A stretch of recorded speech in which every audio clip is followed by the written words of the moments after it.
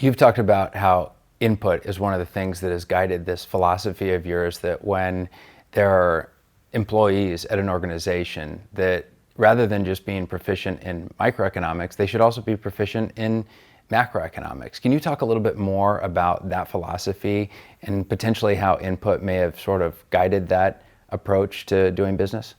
I mean, it's 2023, and I would say is like most people would agree to that the challenges that organizations have, businesses, companies have due to geopolitical situation, to economic situations, to societal changes, whatever, are influencing the way that they're making business dramatically, right?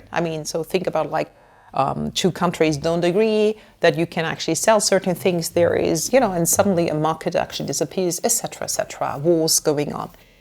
Now, if people only focus on their microeconomics, so on their task, on their company, and they don't understand much about what's going on. So one of the questions that I always ask young leaders is, do you read the newspaper every day?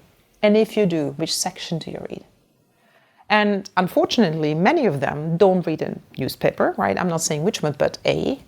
And secondly, many of them never read the political part. They read the business section, but they never read about inner politics and foreign politics and all of that.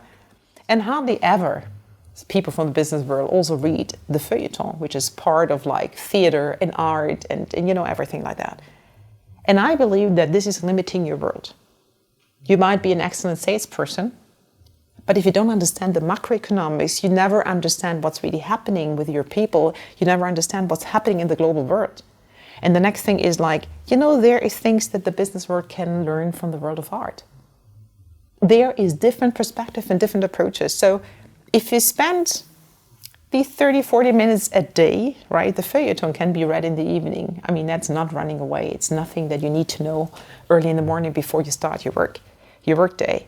And then I think it gives you different perspectives and different ideas. And here we again come to collecting ideas, collecting different approaches from different worlds in different countries and bring it all together to get the best out of everything.